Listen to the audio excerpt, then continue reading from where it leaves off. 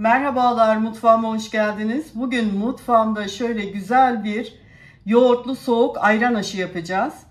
Gerekli olan malzemelerimiz burada 200 milim bardak ile ev eriştesi var. Kendim yapmıştım, kurutmuştum. Bundan kullanacağım. Aynı bardak ölçüsüyle 1,5 bardak haşlanmış nohutum var. Ve 1 bardak da yine haşlanmış tüm mercimeğim var.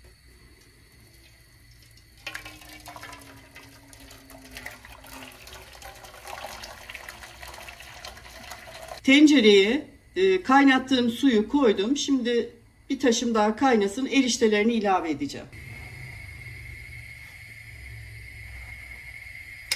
2 çay kaşığı tuz ilave ettim. Evet, suyumuz kaynamaya başladı. Şimdi eriştelerini ilave ediyorum.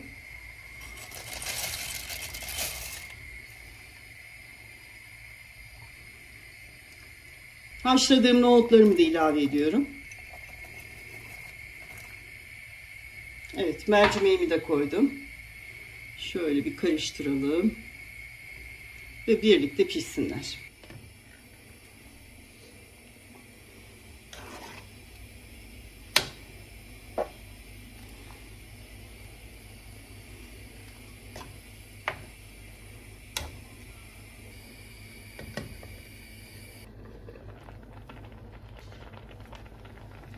Evet, eriştelerimiz çok güzel pişti.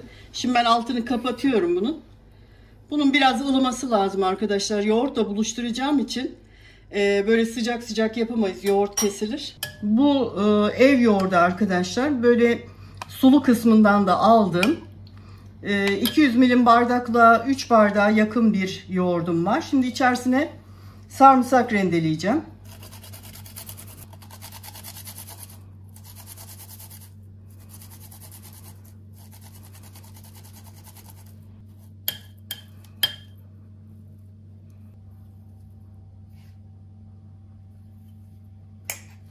Bir buçuk çay kaşığı da tuz ilave ettim.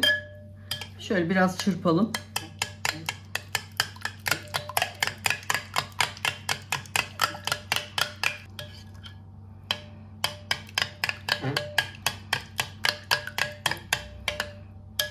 Evet. Evet. Epey bir soğudu. Şimdi artık yoğurtla buluşturacağım.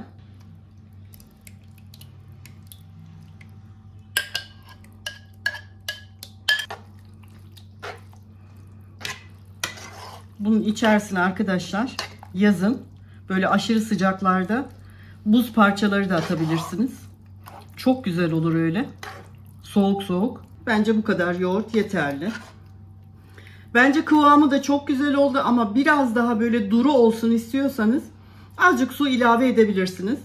Yani damak tadınıza kalmış, tamamen size kalmış bir durum.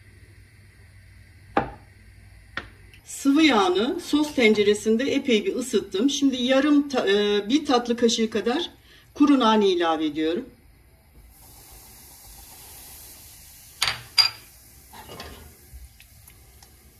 Hafif bir kokusu çıksın, kapatalım. Evet, kapattım.